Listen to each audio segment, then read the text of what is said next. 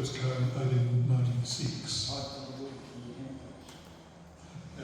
Right, and so some people have hand pieces or the little stationary engines that we used all over the place, and of course that led to quite a lot of history in Australia because, you know, the mechanising of the sheep shearing led to a lot of industrial problems and the growth of the union movement and eventually the foundation of the Labor Party. So it's a big history that comes from that. Anyway, this is the sheep shearing machine, and there's your hand piece up there on the wall. And those of us who've got a beard, I used to have a beard like yours, we're the only ones that have survived using it because the Wolseley handpiece is the basis of what the barbers use when they give you a trim down at the barber shop. And of course, the thing was that Fred was a pretty clever guy. His brother was one of the head generals in the English army, a fellow called Sir Garnet Wolseley, who ran the campaign in Africa in the 1880s when they invaded Sudan. But his brother Fred came to Australia and worked in sheep. And he when he got to designing this mechanism, he needed a really good engineer. So he went down to Langland's Port Phillip Foundry, which are down where the Crown Casino is now, roughly speaking. And this was part of that thing in Flinders Street. He said, "Who's your smartest apprentice?" And they said, "It's this guy here, his name's Herbert Austin." So Herbert Austin was in Melbourne, learning how to be an engineer and also mechanical drawing. And Herbert Austin actually learned mechanical drawing in North Melbourne Town Hall. They had night classes for the apprentices in mechanical drawing, and he learned how to do that here. And of course, everyone knows the story how British industry couldn't compete with the T-model Ford. They needed the Baby Austin, and the Baby Austin was drawn by Herbert Austin on his billiard table after dinner. The only reason he could draw it on his billiard table is he'd been to Melbourne and been taught how to do mechanical drawing, and he got the prize from Professor Curnow at Melbourne Uni for his drawing. And he went over with the company back to England in 1895 and built the first, probably the first or maybe the second English car. And by 1900, they were winning trials running from Land's End to John Crokes, the full length of the UK. That's what really set them up for reliability. And then they diversified and got into all sorts of amazing tricks. This, for example, is the first aquaplane speedboat that they invented in about 1910. In the old days, patrol boats and boats of any kind were called displacement hull. The whole boat sat in the water, and they were limited to quite low speeds.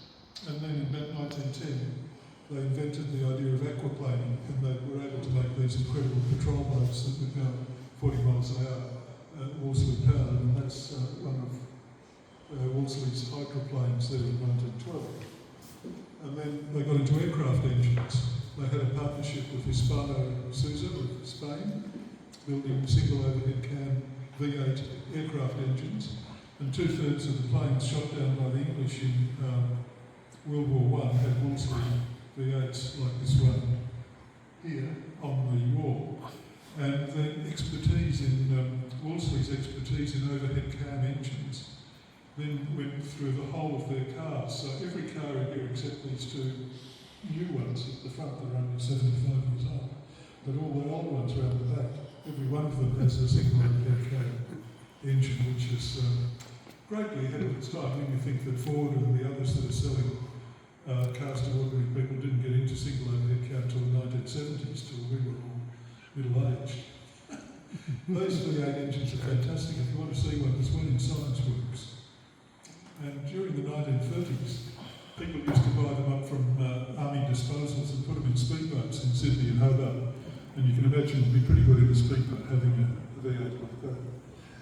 And another great thing they did was they invented these motor sledges, because in 1910 they had a big competition between the Poms and the Norwegians as to who could get to the South Pole first. So there were two options. The English option was mechanical. We'll invent a motor sledge, and Wolseley invented it and built it for them. There it is. And Amundsen said, "No, we'll use husky dogs." Can you guess who won? The Whereas the carbines froze on the Wolseley. It was left in the snow. It's probably still there, waiting for the ROC. Still, it shows how innovative they were. And so does this thing here. This is a gyro car made by Wolseley for a Count Shalovsky, who was a count working for the, the Russian Empire before the Russian Revolution. And this count said he wanted a car, not a motorbike, but a full four-seater car. He worked on two wheels. So Wolseley invented this gyro car that has gyroscopes inside to keep it vertical. And it worked okay. It's just before the revolution, and then he nicked off and got his head chopped off or something. And so they didn't know what to do with it, so they buried it in the yard of the Wolseley factory. And then about 20 years later, someone said, that'd be good in our museum. So in 1935 or so, they dug it up and cleaned it up and put it in the museum. And then in World War II, and someone said, what do we want that piece of junk for? Let's bury it again. So it's been buried twice. It's probably still there. And then the next innovation I'd like to mention they did, Wolseley then introduced motor cars to Japan. So this car here is the first Japanese car, which is a Wolseley 10, and the first Japanese truck is that one up on the wall. It's a picture up there. So the Japanese industry entirely originated with Wolseley, and the first Japanese company that made any cars at all, Isuzu. So Isuzu was really the beginning of the Japanese car industry under a technical transfer agreement with Wolseley. So that's kind of interesting. This picture shows the first Japanese car being built. And then we get into the stage that mainly this collection's about, which is Wolseley Hornets and Hornet Specials of the 1930s. These all were very, very advanced for their time. They all had four-wheel hydraulic brakes, 12-inch drums. They all had all the special sports ones, had oil coolers, remote controls. They all had, this one here has a free wheel so you can drive it without using the clutch pedal at all, just drive into the city like an automatic that was in 1934. The big one at the back had a different kind of automatic with a bendings clutch operated by vacuum from the manifold, which changed the gears. So these are all very, very advanced for their time. And this is the favourite one of mine. This is this cream car here on somebody's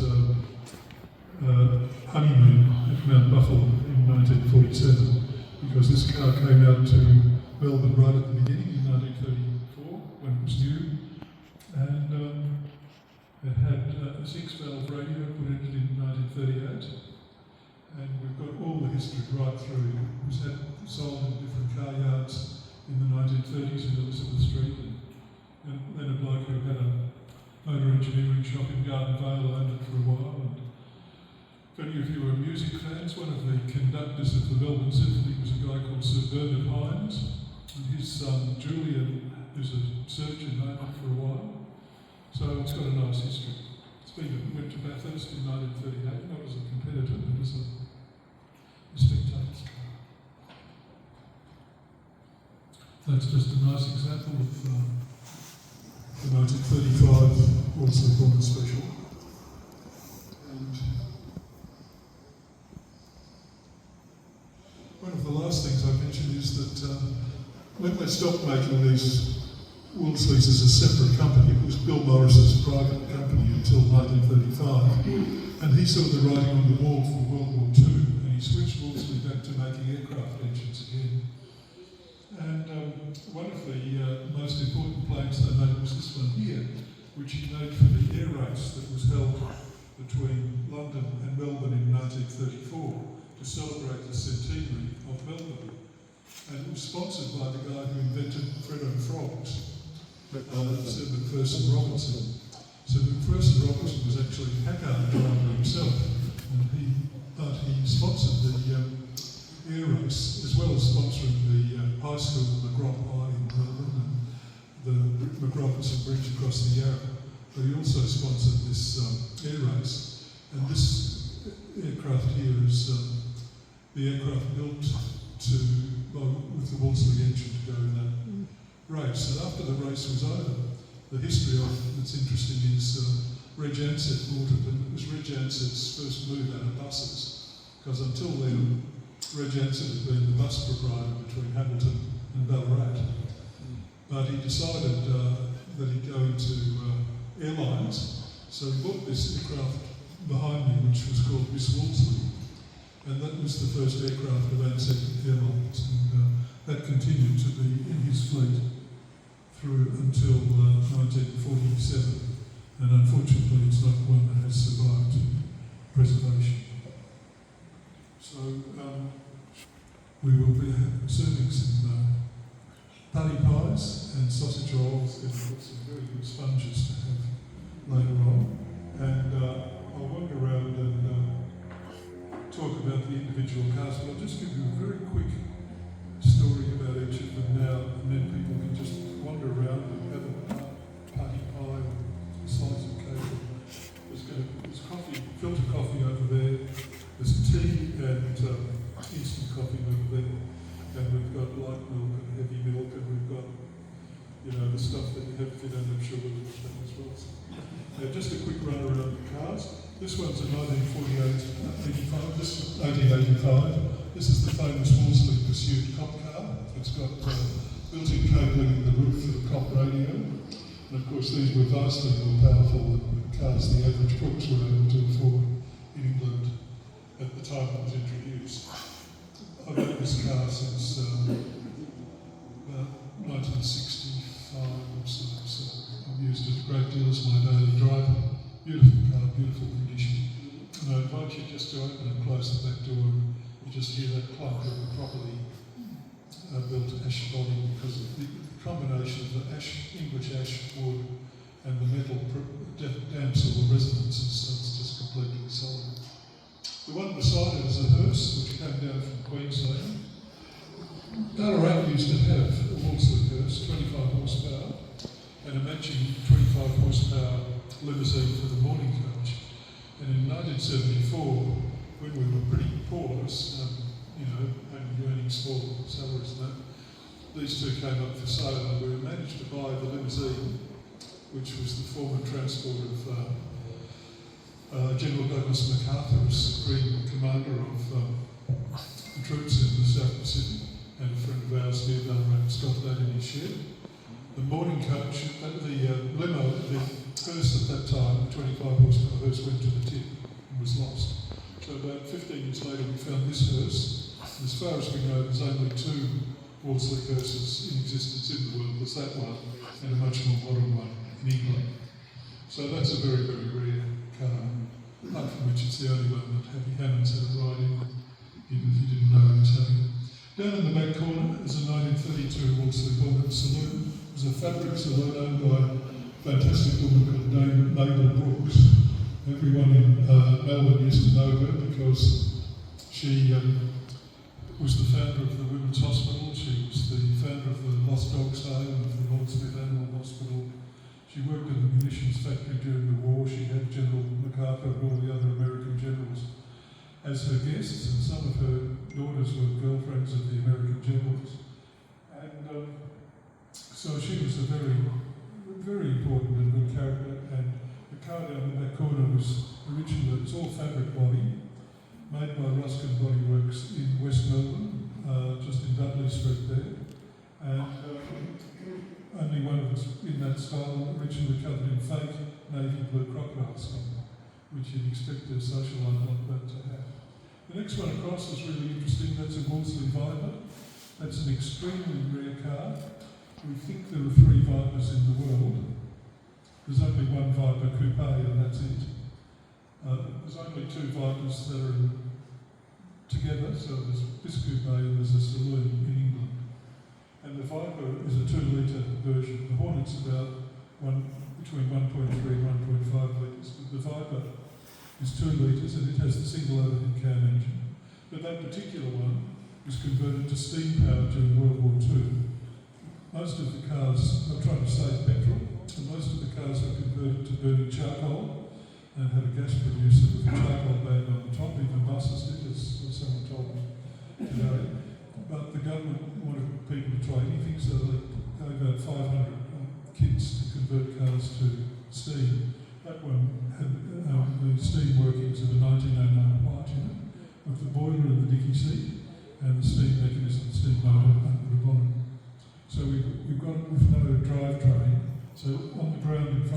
can see a 1933 2-litre overhead cam Wolseley engine we've got.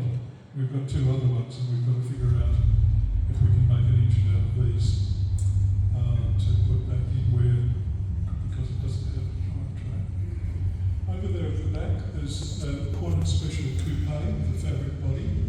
That one there is the only one that's kind that exists. It's an Australian body. All the new renewal of all the trim on that was done by the British trimmers here in Ballarat. They did a beautiful job, and on the bonnet you'll find a book showing some of the really fine trim work they did to reinstate the fabric body on the coupe. But that coupe is a proper sports model with an oil cooler and the remote control and the double valve springs and all the features of the sports car. Beside it is a really interesting Ballarat car. It's another little fabric coupe. That was the first kind of Hornet that came to Australia in 1930. And it's what we call a vertical dynamo engine.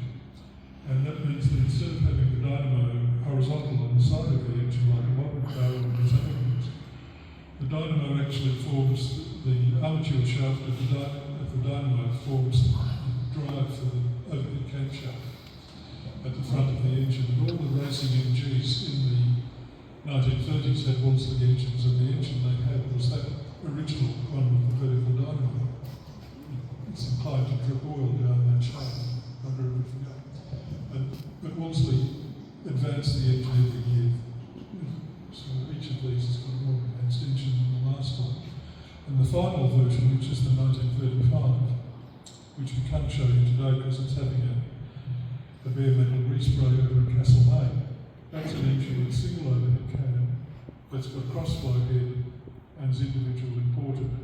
And you couldn't find any ordinary person's saloon in Australia or England until the 1970s that had that degree of mechanical sophistication. So that's that one there, worth having a look at the engine on.